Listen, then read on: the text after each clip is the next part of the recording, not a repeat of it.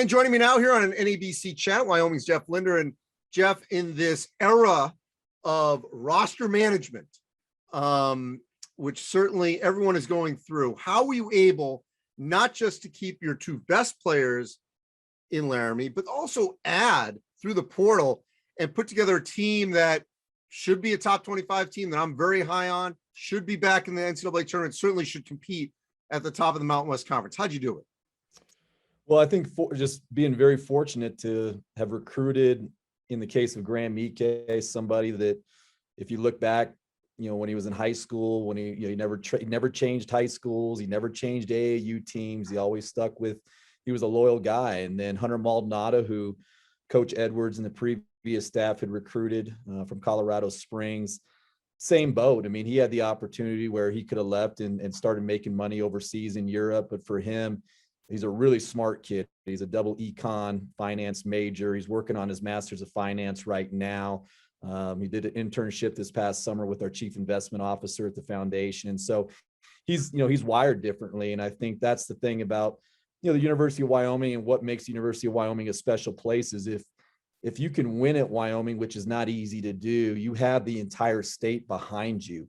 There is no pro sports team. There's no other college or university, four-year college or university in the state. And so when they see 10,000 people in the AA on a night where it's 20 degrees outside and then the snow is blowing sideways, they still come from all over the state. And I think that's what really, I think, truly keeps guys here, is knowing that, people truly do care, which I think in a lot of places nowadays, people really don't care that much.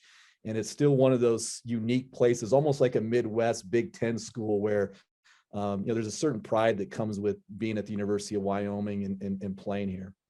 So I know that. I covered the WAC in the 90s. Great fan support, great home court when it's packed.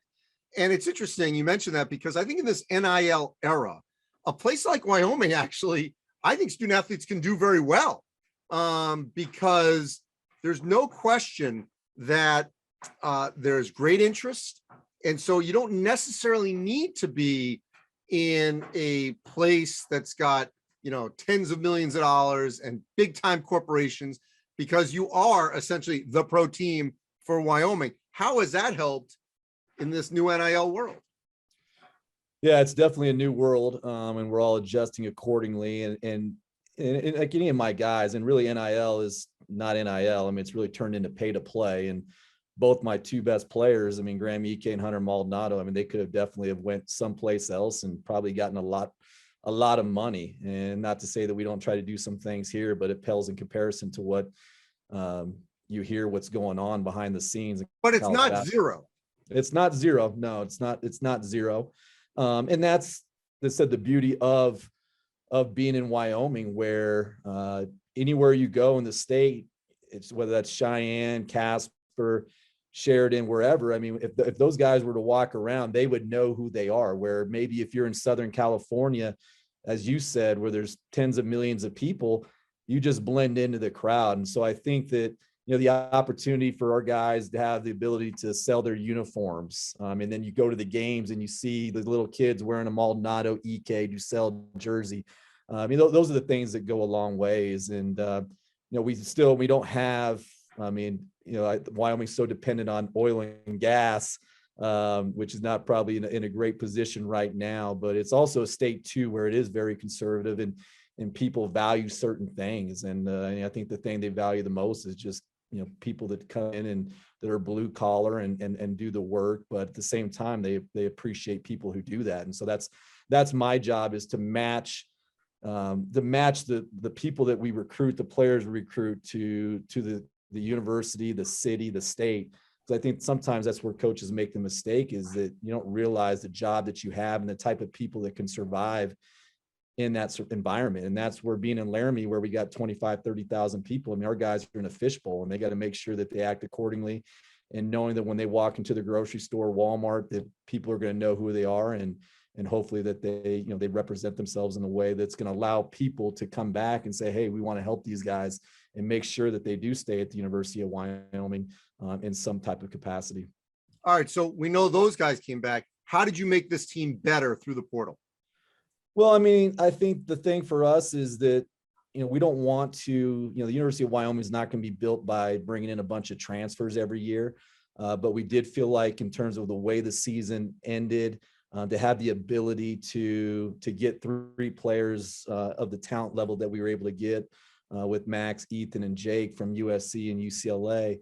But there's also too, which people, as people see, and with this transfer portal, is that, it's a lot like junior college kids back in the day. It's not, even though those guys came from really good programs and played minutes at those places, and when you're coming into a different situation, a different team, I mean, there's an adjustment period. I think sometimes people expect them to come in and be this, that, or another, but you're also coming into a program that won 25 games with a lot of guys returning.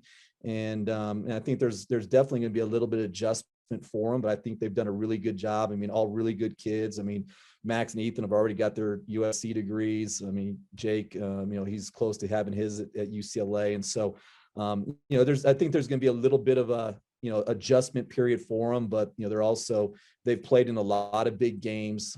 They've played in the NCAA tournament. They're not going to be rattled when you go to play at the AHAS, the Pitt, Thomas and Mack. And so to have that experience, which in this day in college basketball, I mean, you got to try to be old and with talent. And I think we got that.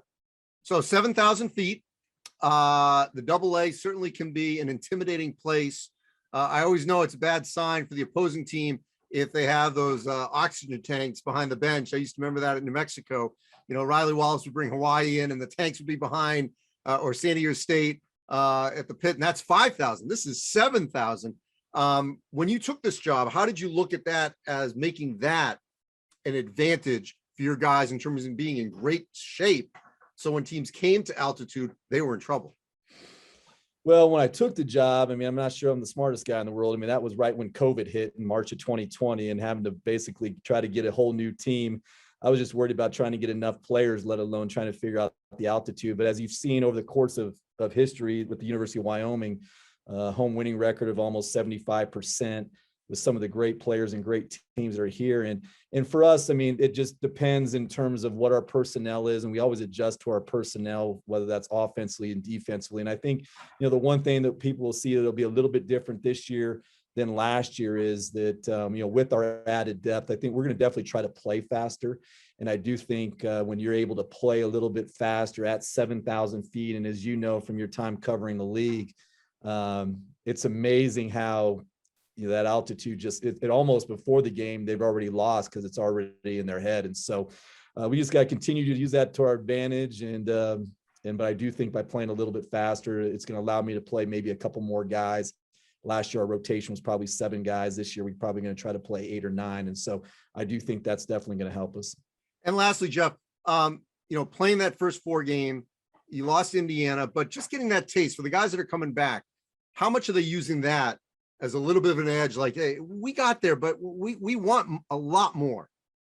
Well, I think the biggest thing with our guys is that, the fact that I had such a young team other than Maldonado or Thompson, they had never experienced what a real season felt like, because the COVID season wasn't really a grind in terms of the schedule where you maybe played at San Diego State 2 games. You're only playing 2 games a week. And so for my guys to have to play a normal schedule, and then you got a few games on the front end canceled. And so now the back end's loaded up.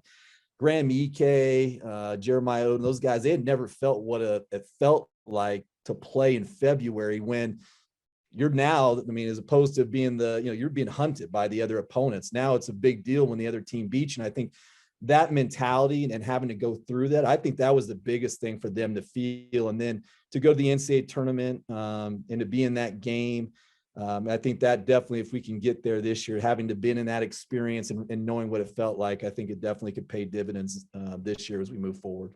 Well, Jeff, you're doing a great job. Looking forward to watching Wyoming this season. Thanks, Andy.